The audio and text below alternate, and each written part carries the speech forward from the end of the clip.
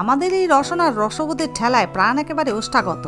এ batter নোলা দিন দিন বেড়ে গগন ছুঁয়ে ফেলল প্রায়। যে রেটে জীববাবুর সাত কোরকগুলি চ্যাংড়ামো শুরু করেছে, আমার তো ভয় হয় কবে এর নোলা আকাশ ছাড়িয়ে মহাকাশে পৌঁছে যাবে।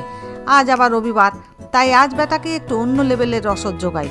চিকেনে টক দই ও পাতিলেবুর রস নুন মাখিয়ে অন্তত 2 ঘন্টা ঘুম পাড়িয়ে রাখুন।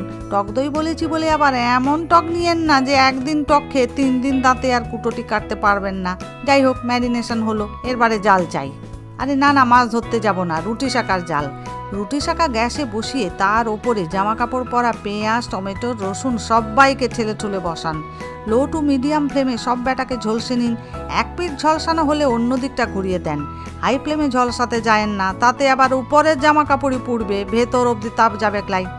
মিডিয়াম ফ্লেমে পুড়িয়ে কতকগুলোকে নামিয়ে জায়গা একটু ফাঁকা হলেই আদাবাবুকে বসান।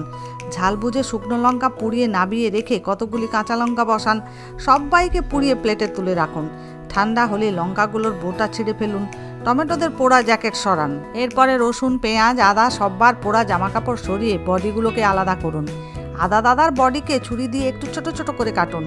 একটি মিক্সির বাটি নিয়ে তাতে রসুন, টমেটো, আদা, কাঁচা লঙ্কা, শুকনো লঙ্কা সবাইকে ঘাড়ে ধরে নামান। এরপরে বদন পোড়া পেঁয়াজদের মিক্সির বাটির ভেতরে ভরে চাকা ঘোরান। 150 গ্রাম মতো টক দই, কয়েকটি কাজু বাদাম দিয়ে পেস্ট বানিয়ে রাখুন। যাই হোক, সব জোগাড় যন্ত্র হলো। এবার উনুনের গোড়ায় চলো। উনুনে কড়াইটি বসিয়ে কড়া গরম হলে সর্ষের তেল নামান। তেল তেতে ধোঁয়া বার করলে ছাল ছাড়িয়ে নুন মাখালো আলুর টুকরোদের নামান। হালকা সোনালি হলে নামান।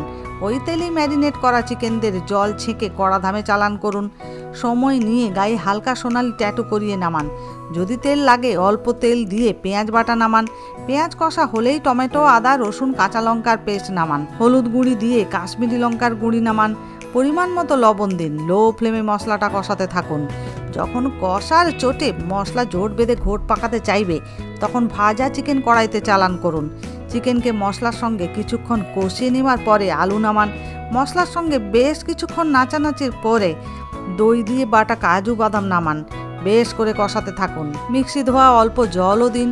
ভালোভাবে নেড়ে চেড়ে শাটার টানুন। বন্ধ ঘরে চিকেন রেডি হতে থাক। মিনিট 10 পরে দরজা খুলে সবাইকে খানি ঘেলিয়ে দুলিয়ে হাফ চামচ বাটা দিয়ে পরিমাণ মতো ফোটানো গরম জল ঢালুন। গরম মশলার গুঁড়ি ছড়ান। গোলমরিচের গুঁড়োও নামান। ঢাকনা খান চাপান। লো ফ্লেমে চিকেন চিকন মার্কা হতে থাক। মিনিট 20-25 পরে শাটার তুলে দেখুন আলু, চিকেন সব নরম হয়েছে কি। লবণটা চেক করে নিন। ওহ, চেখেই তো জিভে জল সাথে সাথে। কি সুঘ্রাণ ছড়িয়েছে। গ্যাস বন্ধ করে চাপা দিয়ে থালা রেডি করে সবাই বসে পড়ুন। সঙ্গে থাকুক অন্য রকম পোড়া মশলা চিকেন কারি।